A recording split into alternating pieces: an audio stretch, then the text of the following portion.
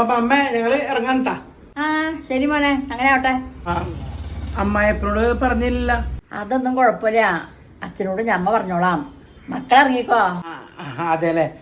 അല്ല, പിള്ളേര് അകത്തുണ്ടാവോ? പിള്ളേരകത്തൊന്നുമില്ല, അവരാദ്യം പോയി കറി കയറിയിരുന്നു. മക്കളിറങ്ങിക്കോ. അവരാദ്യം കയറിയിരുന്നല്ലേ?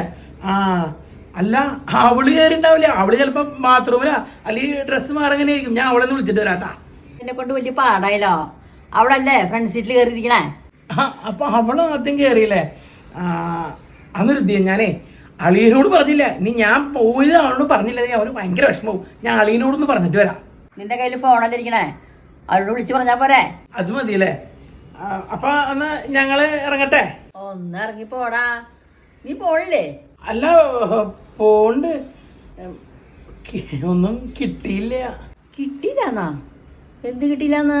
അല്ല, എല്ലാ മാസം വന്ന് പോകുമ്പോഴേ അരി, വെളിച്ചെണ്ണ, തേങ്ങ, ചേന, പച്ചക്കറി ഐറ്റംസ് ഒക്കെ വണ്ടിയിൽ വെക്കാറുണ്ട്. ഇന്ന് ഇത്തവണ ഒന്നും കണ്ടില്ല. അപ്പൊ അതൊന്നും കിട്ടിയില്ല. അതിനാ നീ ഇത്ര നേരം താളം ചവിട്ടി നിന്നേ? എടാ, ഈ മാസത്തെ സാധനങ്ങളൊക്കെ അവിടെ ചേച്ചി ഒന്ന് കൊണ്ടുപോയി.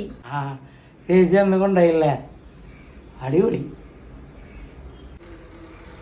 ഞങ്ങൾ വരില്ലായിരുന്നു. 150 കിലോമീറ്റർ പെട്രോൾ അടിച്ച് നടും മുതും കളഞ്ഞ് ഓടിച്ചെത്തിയിട്ടേ ഞാൻ ചേച്ചി എന്നെ കൊണ്ടുപോയി. ആദ്യം പറഞ്ഞേക്കെ ഞാൻ വന്ന വഴിക്കനെ പോയേനെ. ഓ, എന്നാ ചെല്ലട്ടെ. അവൾക്ക് പച്ചവെള്ളം ഞാൻ കൊടുക്കൂലേ. എടി ദുഷ്ടേ.